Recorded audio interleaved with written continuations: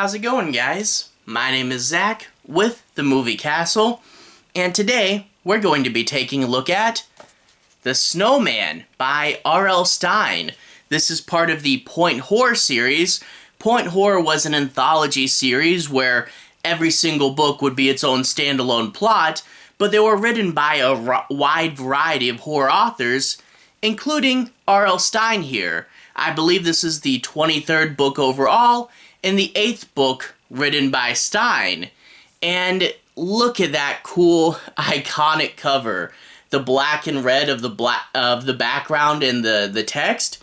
Super striking, but this grim and creepy image of a snowman with its head knocked off, the hat and the shoe prints. It's just one that I can't help but stare at and go, wow.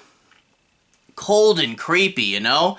I knew I had to pick this one up and read it during winter, and it was a pretty fun read. It might be a little bit hard to talk about, though, because this is very much a book of two halves. The first half, we set up our characters, and there's some fun, unique character ideas in here, and we do have this element where the main character has a reoccurring fantasy that is kind of interesting. But for the most part, the first half is set up, and it's not till we get to the second half that the real horror kicks in, and it becomes kind of like a true crime thriller, and Heather is put in a few really tight spots. When the villain is revealed, it's a villain with a really interesting outlook on the world, and he is definitely someone that's going to really, really come after Heather.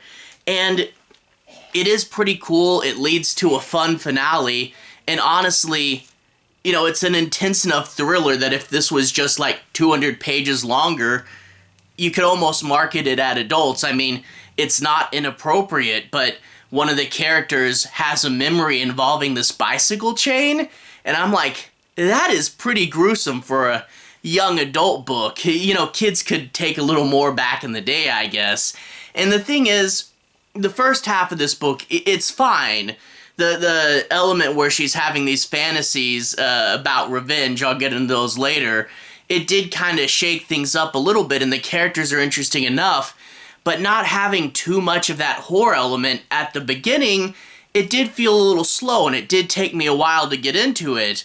But this is a case of once the book hits it off, boy does it hit it off. And when you get to that point, it's about halfway in the book, a character reveals something, shoe drops, and then you can't stop reading from there. And let me say, the second half of this book is really, really fun. And overall, definitely enjoyed it, definitely recommend it if you like more of that intense true crime style. Let's talk a little bit about the plot. I'm not going to be doing any major spoilers, but I do want to say my piece on a few plot points and make sure you guys have a basic understanding as to what this is about. So a little bit of an analysis, no major spoilers, and I'll be avoiding that midpoint twist. But anyway, we get this girl Heather, and Heather lives with her aunt and her uncle. And that's the problem, is the uncle is a royal jerk. Like, basically what happened is Heather's parents died when she was really young. They left her all their money, which is quite a bit of money, quite the fortune, but she doesn't have access to it till she's 18. And it's basically a case of, once I turn 18, I'm out of here, because her uncle just hates her, like absolutely hates her. It's never any physical abuse, but it definitely is verbal and mental. Like, whenever one of her friends comes over, he's going to find the exact right thing to say to make the friend and Heather both feel uncomfortable. He's going to endlessly berate her. Any little thing she does wrong, he'll jump on it, he'll give her a big lecture, he'll insult her personally, and on top of that, not giving her access to any of her money, and having a sinking suspicion that he's probably siphoning it off for himself. Yeah, that's not good. He makes Heather work at this restaurant that she doesn't really have time to. She needs to focus on her schoolwork, but he's making her do that because she needs character, and he might let her have access to a little bit of that money if she does work for it.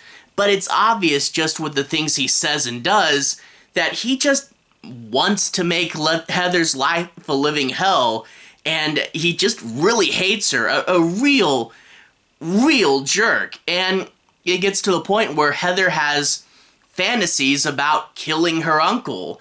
And yeah, kind of a dark horror moment. Really what Stine does well. Over the top crazy horror, but also a bit of humor. And these fantasy elements are a good way to, incorporate some horror into the beginning of the book before the actual horror comes. And yeah, just things like, the uncle's up on a ladder and she has this fantasy about shaking it and watching him crash to the ground. Yeah, revenge, But anyway, she's working at that dead-end job at the restaurant that her uncle wants her to work at when all of a sudden a mysterious young man comes in. He's got white hair, which earns him the nickname Snowman. And Snowman instantly catches Heather's eye. She quite quickly falls for him, and in turn overlooks some red flags, never finds out where he lives. She never sees him in school. There's clearly something more going on with him, but Heather is just kind of caught up in this moment.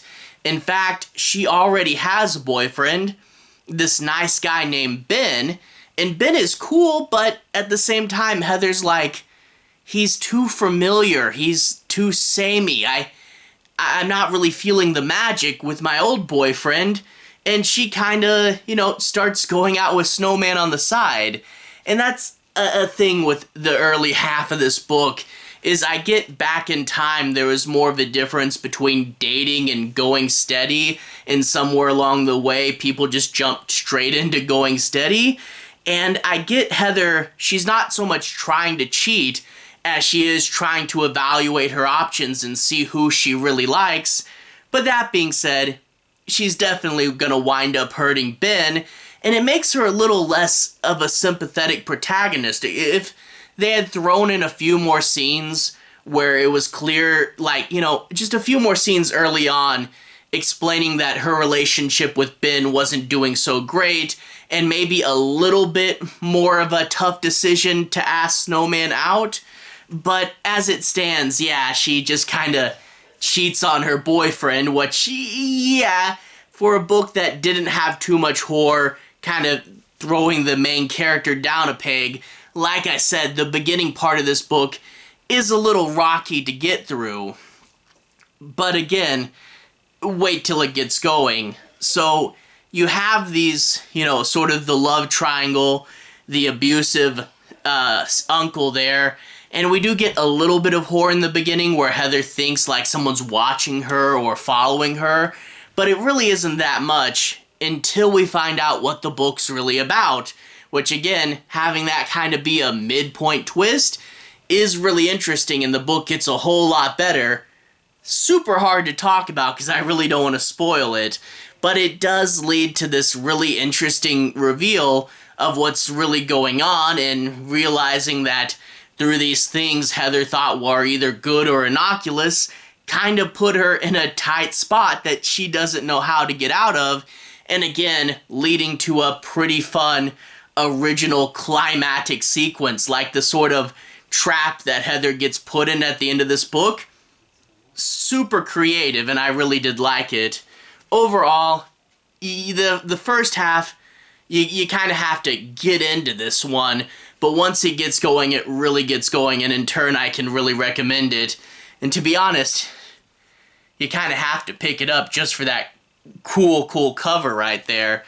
But really did like it. A good wintry read. This is the Snowman, and why it does tie to the character's nickname, it really is winter, and there is a scene where they build a snowman and everything, like where the head falls off. That's actually taken from the book. I did like it. Anyway, to everyone who's watched so far, thank you for watching. To everyone who's liked and subscribed, thank you. You really are helping the channel out. I'll leave a relevant playlist on the bottom. This should be my R.L. Stine playlist, where you can see my reviews for things like Goosebumps, Fear Street, Stuff of Nightmares. If you want to see more, you can click right there and see more. Anyway, have a good day. See you guys again very, very soon. Relevant playlist on the bottom. Have a good day now.